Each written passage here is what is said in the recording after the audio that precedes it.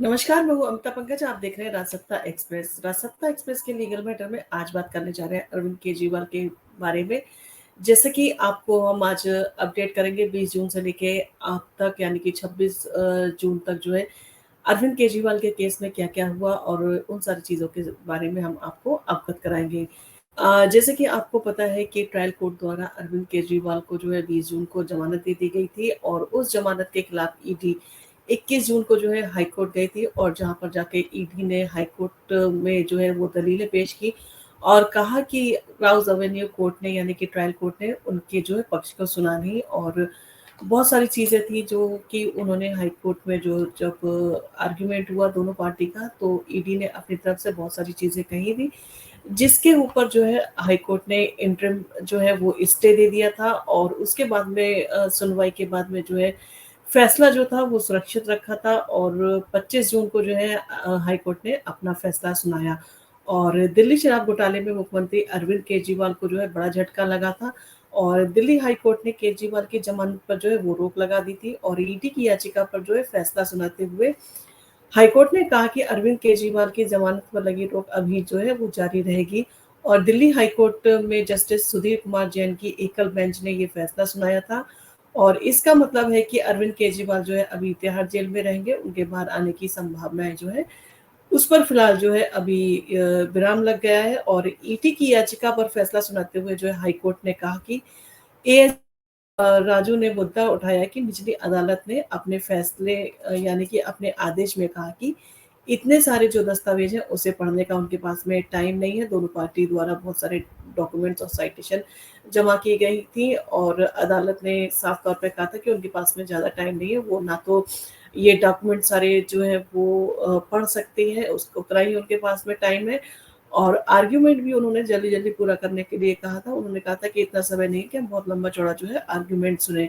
और prima facie जो था जो जस्टिस थी वो पूरी तरह से अरविंद केजरीवाल के लिए फैसला सुनाने के लिए जो उतारू थी, ये सारी चीज़ें जो थी जो ईडी के एडवोकेट थे एएसजी राजू, उन्होंने ये सारे आरोप जो थे वो लोअर कोर्ट यानी कि ट्रायल कोर्ट के ऊपर जो है वो लगाए थे। और ईडी की याचिका पर जो फैसला सुनाते हुए हाई कोर्ट ने कहा कि एसजी राजू ने जो मुद्दा उठाया कि निचली अदालत ने अपने फैसले के यानी कि अपने आदेश में कहा कि इतने सारे दस्तावेज पढ़ने का हमारे पास में टाइम नहीं है। हमारा मानना है कि इस तरह की टिप्पणी पूरी तरह से जो है अनुचित है और ये दर्शाता है कि ट्रायल कोर्ट ने रिकॉर्ड पर अपना ध्यान नहीं लगाया और हाई कोर्ट का विचार है ट्रायल कोर्ट ने अपने विवेक को जो है वो नहीं लगाया और जो सामग्री जो है प्रोड्यूस की गई थी उसको जो है पूरी तरह से अवॉइड कर दिया और ईडी दरअसल 20 जून को जो है राव सवेरी कोर्ट से मिली जमानत के फैसले के खिलाफ जो है हाई कोर्ट गई थी और हाई कोर्ट में जो है उनकी याचिका को जो है मंजूर कर लिया था और उसके ऊपर जो है इंटरिम जो है वो स्टे लगा दिया था और मंगलवार को जो है हाई कोर्ट ने अपना फैसला सुनाते हुए अरविंद केजरीवाल को जो है के को एक बड़ा झटका लगा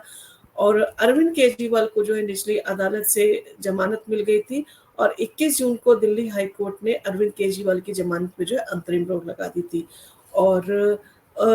जो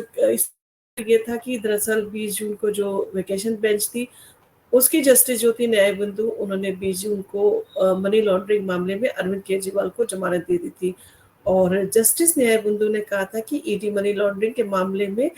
जोड़ने वाला प्रत्यक्ष साक्ष्य प्रस्तुत करने में जो है वो विफल रही है, यानी कि ईडी ने कोई भी ऐसा साक्ष्य पेश नहीं किया जिसके बिना पर अरविंद केजरीवाल को जो है वो गिरफ्तार किया गया और उनके अगेंस्ट जो है वो कार्रवाई की गई। तो पूरी तरह से ईडी के खिलाफ जो है वो फैसला दिया था ट्रायल कोर्ट ने और 21 जून को जो है हाई कोर्ट ने जमानत के मुद्दे पर जो है फैसला सुनाया और फैसला सुनाए जाने तक जो है जमानत पर जो है वो रोक लगा दी थी और कोर्ट ने दोनों पक्षों को 24 जून तक जो है लिखित दलील जो है वो दाखिल करने के लिए कहा था ताकि रिटन आर्ग्यूमेंट दोनों का देखें और उसमें क्या चीज़ें क्या पक्ष उन्होंने रखे थे उन सारी चीज़ों पे गौर करने के बाद में जो अरविंद केजरीवाल ने अपनी जमानत पर अंतरिम रोक के खिलाफ जो है सुप्रीम कोर्ट में उन्होंने याचिका फाइल की थी, परंतु सुप्रीम कोर्ट ने कहा था कि क्योंकि हाई कोर्ट ने सुनवाई की है और हाई कोर्ट ने अपना फैसला रिजर्व कर लिया है, इसलिए उन्हें इंतजार करना चाहिए जब तक कि हाई कोर्ट का फैसला आ जाए, तब तक उनको इस तरह से हस्तक्षेप नहीं करना चाहिए। तो सुप्रीम कोर्ट ने टाइम कहा था कि जब अरविंद केजरीवाल की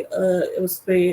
फैसला आ जाएगा स्टे के ऊपर हाई कोर्ट का, उसके बाद में ही वो किसी भी तरह की जो है सुनवाई करेंगी और जिस दिन फैसला आएगा उसी दिन वो उनकी याचिका पर सुनवाई कर लेंगी। ऐसा माना जा रहा था कि बुधवार को फैसला आएगा और उसी दिन जो है सुप्रीम कोर्ट जो है उस पर सुनवाई करेगा, परंतु मंगलवार को फैसला आया तो फैसले में जो है हाई कोर्ट ने अपना जो है वो पूरी तरह से जो है स्टे को जो है वो कायम रखा है। उसमें किसी भी तरह की अरविंद केजरीवाल को राहत नहीं दी थी उसमें। और इसके साथ ही साथ बहुत सख्त टिप्पणी भी की थी हाई कोर्ट ने अपने जो है फैसले में, और उन्होंने ये साफ तौर पे कहा था क्योंकि वेकेशन बेंच ने बहुत सारी कमियां छोड़ी हैं, इसलिए अब अरविंद केजरीवाल की जो बेल है उस पे रेगुलर बेंच 10 जुलाई को जो है वो सुनवाई करेगी। सुनवाई के बाद में जो फैसला आएगा उसके ऊपर जो है वो निर्णय दिया जाएगा। तो ये सारी चीजें जो है वो सुप्रीम कोर्ट के द्वारा जो है वो कही गई थी और हाई कोर्ट ने जो है उस पे जो है स्टे अपना पूरा जो है वो कायम रखा है। और जस्टिस जो थे सुधीर कुमार जैन, उन्होंने ट्रायल कोर्ट की जज न्यायबंधु को जो है एक तरह से नसीहत देते हुए जो है फैसला दिया है। और ट्रायल कोर्ट द्वारा जो टिप्पणी की गई थी, बहुत ज़्यादा डॉक्यूमेंट्स हैं और साइटेशन फाइल की गई है और दोनों पार्टी द्वारा ये फाइल की गई थी और उन्होंने कहा था कि हम इसको पढ़ नहीं पाएंगे और टाइम का अभाव के कारण जो है वो उनको सुन भी नहीं सकते, तो जल्दी जल्दी उन्होंने जो है वो आर्ग्यूमेंट करने के लिए कहा था। तो इस पर जो हाई कोर्ट के जो जज थे उन्होंने कहा था कि इस तरह से डॉक्यूमेंट्स को जो है वो अवॉइड नहीं किया जा सकता। और जस्टिस न्यायबंधु ने टिप्पणी की थी कि ईडी ने द्वेषपूर्ण जो है कार्रवाई की है और इस तरह की जो है टिप्पणी जो है ट्रायल कोर्ट को नहीं करनी चाहिए थी। ईडी ने जो है वो कार्रवाई नहीं की है, जो डॉक्यूमेंट्स मिले थे, जो एविडेंस मिले थे, उन्हीं की बिना पर जो है ईडी ने छानबीन की थी। और इसके साथ ही साथ जो हाई कोर्ट के जो जस्टिस है उन्होंने कहा कि पीएमएलए एक्ट के सेक्शन 45 को भी बेल देते समय जो है वो ध्यान नहीं दिया गया था। और ट्रायल कोर्ट के जजमेंट में पैरा 27 का हवाला दिया गया, जिसमें आरोप लगाया गया कि ईडी ने दुर्भावनापूर्ण कार्रवाई की है। तो हाई कोर्ट ने साफ किया कि कोई भी दुर्भावनापूर्ण जो कार्रवाई नहीं की गई है। ईडी को यहाँ पर रिलीफ मिला है क्योंकि कोर्ट ने टिप्पणी की थी कि ईडी की कार्यशैली पर उन्होंने सवाल उठाए थे, परंतु यहाँ पर हाईकोर्ट ने साफ तौर पर कह दिया कि ईडी ने कोई भी द्वेषपूर्वक कार्रवाई नहीं की है, कोई भी दुर्भावना से ग्रस्त जो है कार्रवाई नहीं की है। जो डॉक्यूमेंट्स मिले थे, जो एविडेंस मिले थे, उन्हीं की बिना पर जो है ईडी ने जो है कार्रवाई की थी। और इस तरह से जो ईडी का जो है वो पक्ष वो साफ हो गया और हाईकोर्ट ने जो है ईडी पे साइड जो है वो क्लियर करते हुए ये फैसला जो है वो दिया। और इसके साथ ही साथ जो हाईकोर्ट था उसने कहा कि पीएमएलए एक्ट के सेक्शन 70 तर्क पर भी कोई विचार नहीं किया गया जब जो है वो जमानत दी गई थी। और इस तरह की जो है सख्त टिप्पणी जो है वो हाईकोर्ट द्वारा जो है लगातार की गई थी। और न्याय बिंदु को भी जो उन्होंने बहुत एक तरह से कहा जाए तो उसमें फटकार लगाते हुए जो है वो फैसला सुनाया। और केजरीवाल को लोकसभा के चुनाव के लिए जो है जमानत दी गई थी और अरविंद केजरीवाल की अरेस्ट को चुनौती देने वाली याचिका को भी जो है वो उच्च न्यायालय द्वारा जो है खारिज किया जा चुका है। और गिरफ्तारी उनकी जो है वैध थी, वो इलीगल जो है गिरफ्तारी नहीं थी। ये चीजें भी साफ तौर पे हाई कोर्ट ने जो है वो क्लियर की थी। और इसके साथ ही साथ कहा था कि जो अरविंद केजरीवाल है उनको जो है स्वतंत्रता का जो व्यक्तिगत स्वतंत्रता पर जो है कोई भी अंकुश नहीं लगाया गया है। कानून का इसमें किसी भी तरह से जो है उल्लंघन नहीं किया गया है और कोर्ट ने ईडी द्वारा डॉक्यूमेंट चेक नहीं किया गया। ये सारी चीजें जो ईडी ने कही थी उस पर जो है वो हाई कोर्ट ने जजमेंट देते हुए जो है फैसला सुनाया था। और जस्टिस न्यायबंधु की कार्यशैली पर भी जो है वो हाई कोर्ट द्वारा जो है सवाल उठाए गए थे, कहा था कि इस तरह से फैसला नहीं किया जाता, ये नेचुरल जस्टिस नहीं है। और किसी भी केस में अगर ईडी जमानत का विरोध नहीं करता है और ईडी अगर ये मान लेता है कि वो व्यक्ति निर्दोष है और ईडी विरोध ना करे तभी जमानत होती है, अन्यथा ईडी के बार बार विरोध करने के बावजूद भी पीएमएलए एक्ट के तहत जो है जमानत जो है वो नहीं दी जा सकती। और ये केजरीवाल के लिए जो है बड़ा झटका है। और तिहाड़ जेल में इसके बाद में जो था वो पूछताछ के लिए सीबीआई भी गई थी और सुप्रीम कोर्ट में भी सुनवाई के लिए जो है 2 आवेदन किए गए थे, परंतु जब हाई कोर्ट का फैसला आया तो अरविंद केजरीवाल के जो एडवोकेट थे यानी कि अभिषेक मनु सिंघवी ने जो है अपनी याचिका को जो है वो कोर्ट की परमिशन के साथ में फाइल कर दिया। उन्होंने कहा क्योंकि कोर्ट ने अब इस पर पूरी तरह से स्टे लगा दिया है, तो अब नए सिरे से जो है वो याचिका उन्हें फाइल करने के लिए टाइम दिया जाए और वो याचिका को उसी के आधार पर, उसी को चैलेंज देते हुए जो जजमेंट दिया गया है, उसके आधार पर जो है वो नए सिरे से फाइल करना चाहते हैं। तो इसके बाद में जो सुप्रीम कोर्ट में याचिका फाइल की गई थी, जो आवेदन 2 फाइल किए गए थे, उनको भी जो है अरविंद केजरीवाल के एडवोकेट द्वारा फाइल जो है वो वापस ले लिया गया।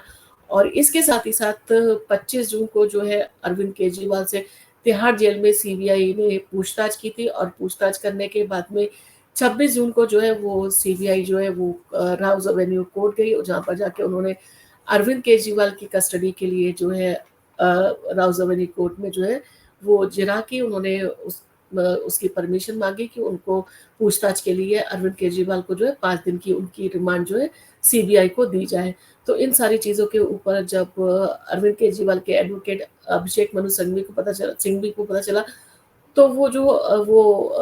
राउज एवेन्यू कोर्ट गए और उन्होंने कहा कि उन्हें इस तरह से कोई भी नोटिस नहीं दिया गया था और अचानक से अरविंद केजरीवाल के साथ में जाके सीबीआई ने जो है पूछताछ की, क्योंकि उनके एडवोकेट नहीं थे, उनकी नॉलेज में ये सारी चीज़ें नहीं थी। तो अरविंद केजरीवाल को जो समझ आया उन्होंने उसके अकॉर्डिंग जो है वो जवाब दिया था और यहाँ पर कहीं उन्होंने कहा था कि इन सारी चीज़ों के लिए जो है मनीष सिसोदिया वो जिम्मेदार थे। उनके कहने पर ही जो प्राइवेट एक्साइज पॉलिसी है वो तैयार की गई थी। तो इन सारी चीज़ों के बाद में जब अरविंद केजरीवाल के एडवोकेट को इन सारी चीज़ों के बारे में पता चला, तो उन्होंने जाके उनसे डिस्कस किया और कहा कि आप इस तरह से अगर चीज़ें होंगी तो आपके ऊपर भी आरोप साफ तौर पे लगाया जाएगा। उसके बाद में जो अरविंद केजरीवाल के एडवोकेट थे, उन्होंने राजसमंद कोर्ट में आर्ग्यूमेंट किया और उन्होंने कहा कि हमें नोटिस इस तरह का कुछ नहीं दिया गया था और अचानक से जो है सीबीआई जो है कोर्ट में आके आर्ग्यूमेंट करने लगी। तो इस पर सीबीआई के जो एडवोकेट थे उन्होंने कहा था क्योंकि ऑलरेडी वो न्यायिक हिरासत में है, तो ऐसे में उन्हें जो है इजाज़त लेने की या नोटिस देने की कोई ज़रूरत नहीं है। वो उनके पास में अधिकार है कि वो पूछताछ कर सकते थे और इसके बाद में जो था आर्ग्यूमेंट हुआ। आर्ग्यूमेंट के बीच में अरविंद केजरीवाल की जो है वो तबीयत खराब हो गई थी। उसके बाद में थोड़ा देर वेट किया राउज एवेन्यू कोर्ट ने और वेट के बाद में जो है उन्होंने अपना जो फैसला था वो सुरक्षित रख लिया था और 5 बजे के बाद में उनका जो है वो फैसला आया जिसमें जो राउज एवेन्यू कोर्ट थी उन्होंने सीबीआई की दलील को मानते हुए अरविंद केजरीवाल की 3 दिन की जो है वो कस्टडी उन्हें सौंप दी है और क्योंकि वो ऑलरेडी कस्टडी में थे तो इसलिए जो था वो उनको नोटिस देने की जो है परमिशन लेनी होती है, वो लेने की जो सीबीआई को ज़रूरत नहीं थी। ये सारी चीज़ें जो है सीबीआई के द्वारा की गई थी और एक्साइज पॉलिसी में अरविंद केजरीवाल की जो भूमिका है उसके ऊपर जो है सवाल उठाए गए थे और कहा गया था कि इन सारी चीज़ों में अरविंद केजरीवाल जो थे वो पूरी तरह से जो है जिम्मेदार थे और उनके कहने पे ही ये पॉलिसी बनाई गई थी और इस पॉलिसी में जो चेंजेस किए गए थे वो साउथ लॉबी थी उसको फ़ायदा पहुंचाने के लिए किए गए थे और जहाँ पर जो 6% से लेके 12% तक जो है वो प्रॉफिट मार्जिन जो है वो सेट किया गया था, वो भी अरविंद केजरीवाल के द्वारा जो किया गया था और सारी चीज़ें अरविंद केजरीवाल की नॉलेज में थी। वो हालांकि किसी भी डॉक्यूमेंट्स पे साइन नहीं करते, परंतु ये सारी चीज़ें उनकी नॉलेज में उनके हिसाब से हुई थी क्योंकि उससे संबंधित बहुत सारे जो है एविडेंस सीबीआई के पास में है और वो क्रॉस एग्जामिन भी करना चाहती है और इसके साथ ही साथ वो आमने सामने बिठाकर जो है पूछताछ भी करने कुछ लोगों के साथ में करना चाहती है अरविंद केजरीवाल के साथ में और इसके लिए जो है अरविंद केजरीवाल को जो है 3 दिन की कस्टडी जो है उसको सीबीआई को जो है वो मिल गई है और जैसे कि आपको पता है दिल्ली आबकारी नीति तैयार करने और इसके क्रियान्वयन से जुड़ी जो है कथित अनियमितताओं के भ्रष्टाचार की जो है उपराज्यपाल जो थे यानी कि जो उपराज्यपाल थे उन्होंने सीबीआई से जांच कराने के जो है आदेश दिया था और उसके बाद में जो है 2022 में जो आबकारी नीति थी उसको रद्द कर दिया गया था और सीबीआई और ईडी के अनुसार आबकारी नीति को जो है वो संशोधित करते समय अनियमितताएं की गई थी और लाइसेंस धारकों को जो है अनुचित लाभ पहुँचाया गया था और इसके साथ ही इस साथ बहुत सारी चीज़ें इसमें ऐसी थी जो कि साउथ लॉबी को प्रॉफ़िट पहुँचाने के लिए उनके बेनिफिट के लिए थी। और जब ड्राफ्ट तैयार किया गया था तो ड्राफ्ट को भी पूरी तरह से जो है वो साउथ लॉबी को पहले शेयर किया गया था, उनसे अप्रूवल लिया गया था और अप्रूवल के बाद ही जो वो था ड्राफ्ट था उसे अप्रूव किया गया था। और इन सारी चीज़ों के साथ में सीबीआई जो है उसने 3 दिन की अरविंद केजरीवाल की कस्टडी ले ली है। अब देखना होगा कि सीबीआई 3 दिन के बाद में क्या इस रिमांड को और एक्सटेंड करने की बात करती है, क्या जो है वो फैसला आता है और अरविंद केजरीवाल से जो पूछताछ की जाएगी उसका क्या रिज़ल्ट निकलेगा। तो इन सारी चीज़ों के साथ में अपडेट के साथ में हम टाइम-टाइम पे आपको अपडेट कराते रहेंगे। अगर आपको हमारा पसंद आया हो तो आप इसको लाइक कीजिए, शेयर कीजिए, सब्सक्राइब कीजिए। हम आपके लिए